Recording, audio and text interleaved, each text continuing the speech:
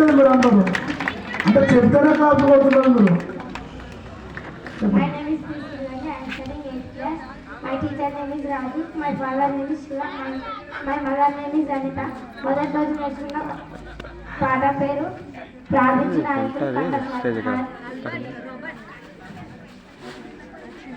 మనం ఏమి అడిగిన ఆయన మన మనల్ని ఆలోచించునని మనం ఎరిగిన ఎడల మన ఆయనను వేడుకొని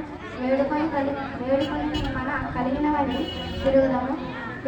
యోహాను మొదటి యోహాను 5వ అధ్యాయం 15వ వచనం. రెండవ రోజు నేర్చుకున్న పాఠం పేరు విధేయులైన నాయకుడు కంఠసాధ్య. కాగా మీరు నా మాట శ్రద్ధగా విని నా నిబంధనను అనుసరించి నడిచిన ఎడల మీరు సమస్త దేశ జనులలో నాకు స్వకీయ సంపాదన ఉండదు. సమస్త భూమిని నాదే కదా. నిర్గమకాండం 19వ అధ్యాయం 5-6వ వచనం. మూడో రోజు నేర్చుకున్న పాఠం పేరు బాధ్యత గల నాయకుడు కంఠసాధ్యం. అందువలన సహోదరులారా మీ పిలుపును ఏర్పాటును నిశ్చయం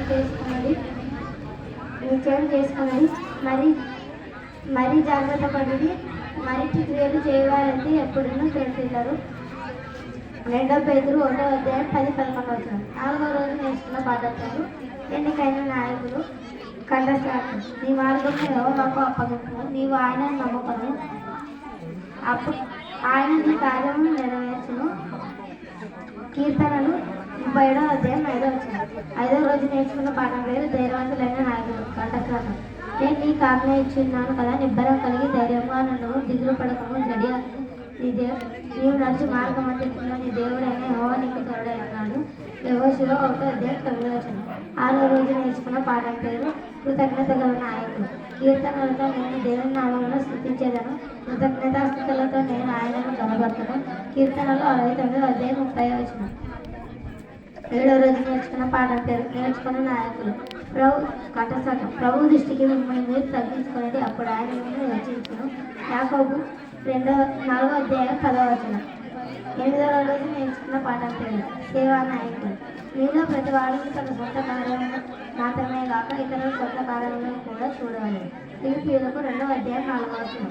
9వ రోజు నేర్చుకున్న పాఠం పేరు ప్రేమించబడిన నాయకుడు కంఠసాధ్యం.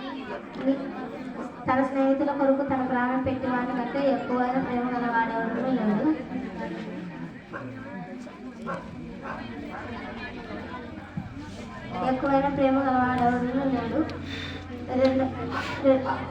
యోహాను 15వ అధ్యాయం 13వ వచనం.